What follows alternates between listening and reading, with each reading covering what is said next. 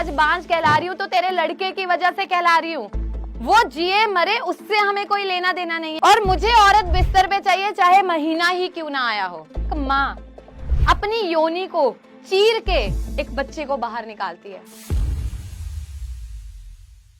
हमारी सोच यहाँ पे है, लेकिन हमारे ख्याल कि नहीं हमें तो ब्लेम करना ही करना है, और वो ब्लेम हमें औरत को ही करना है। चाहे बच्चा हो या ना हो, चाहे पीसीओडी हो ना हो, कोई भी अगर कहीं भी होता है, कोई भी बीमारी है तो वो एक औरत की वजह से। और अगर शादी के बाद कहीं गलती से वो बीमारी हो गई तो उस औरत को वो बीमारी उसके माँ बाप की वजह से, उसके माँ बाप ने उसको सही से खाना नहीं दिया, उसके माँ बाप ने परवरिश नहीं दी, ठीक है, और वो अपने ससुराल में आई है तो ससुराल के पैसे बर्बाद करने को आई है, वो भी अपनी बीमारियों। कितना अजीब है ना। मैं हर उस पुरुष से कहना चाहूंगी, चाहे आप एजुकेटेड है चाहे आप एजुकेटेड नहीं है, अगर आप औरत को महीने के 25 दिन नहीं छोड़ते हो, कम से कम 5 दिन तो छोड़ दो। वो 5 दिन पे तो उसका हक है जहां वो कहती है कि मुझे पीरियड्स आए हैं, मुझे महीना आया है, मुझे दर्द हो रहा है, मेरा शरीर काम नहीं कर रहा है।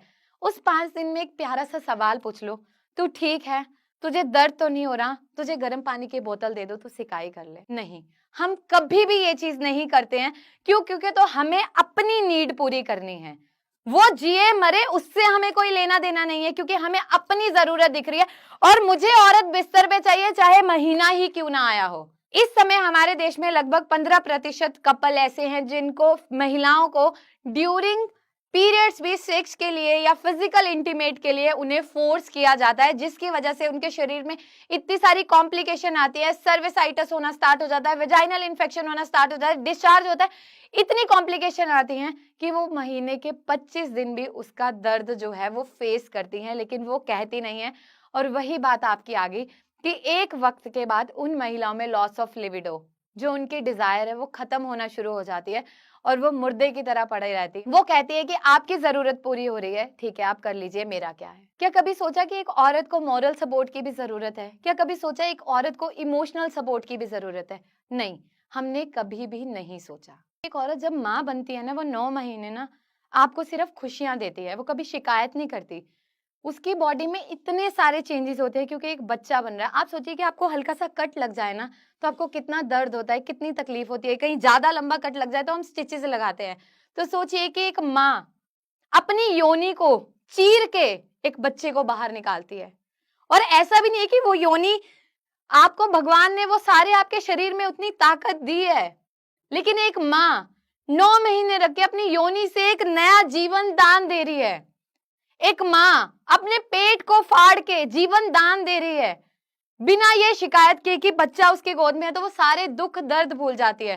तो हम इन चीजों को क्यों नहीं एक्सेप्ट कर सकते? महिलाओं को क्यों हम इमोशनल सपोर्ट नहीं दे सकते?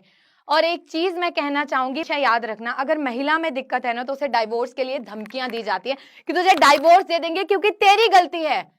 लेकिन अगर एक मेल है, उसने सारी जिंदगी मैस्टरबेट किया, उसकी वजह से प्रेगनेंसी नहीं हो रही, उसका कभी चेकअप नहीं करवाया जाता। इरेक्टाइल डिसफंक्शन है, प्री मैच्योर इजेकुलेशन है, एजोस्पर्मिया, स्पर्म काउंट खत्म हो गया।